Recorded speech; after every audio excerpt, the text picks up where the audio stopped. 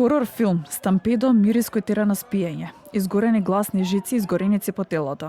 Дел од исказот на Ана Костадиновска. Продолжи судењето за пожарот во Пулс со сведочење на придружниот вокал на музичката група ДНК.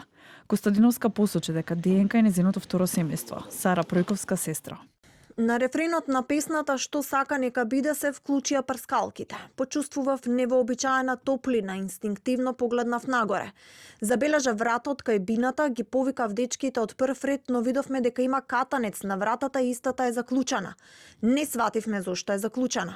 Го одбравме по долгиот пат од кај шанкот и тука ескалираше целата ситуација.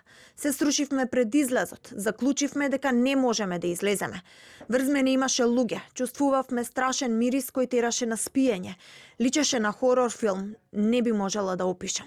Сведочеше и музичарот Горан Тонев, соработник на музичката група ДНК, кој наведе дека капеле црни капки од запалениот цунгер, од кои се здобил со изгореници на дишните патишти по телото.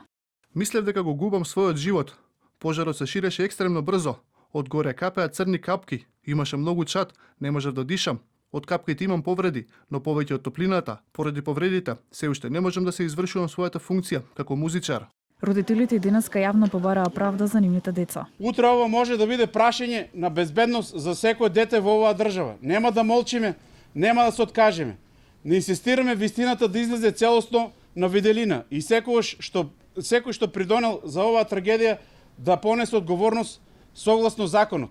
Петре Шилегов, адвокатот на поранешниот советник во Министерството за економија, Шовкет Хајдари, од судот побара да се прекине постапката заради нарушена равноправност на обвинетите од јавното обвинителство и на обвинетите полициски службеници од обвинителството за гонење организиран криминал и корупција.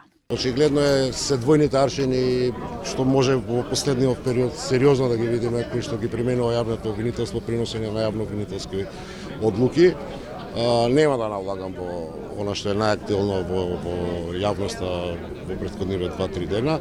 Дел од останатите искази на двајца сведоци кои присуствувале таа вечер во Пулс, на прашање следуваше одговор, дека мислеле дека пожарот брзо ќе се изгасне и забавата ќе продолжи. Но пожарот брзо се ширил, температурата во просторот се зголемувала, а дишењето било тежното. Судскиот процес го води судијката Дијана Груевски-Лиевска.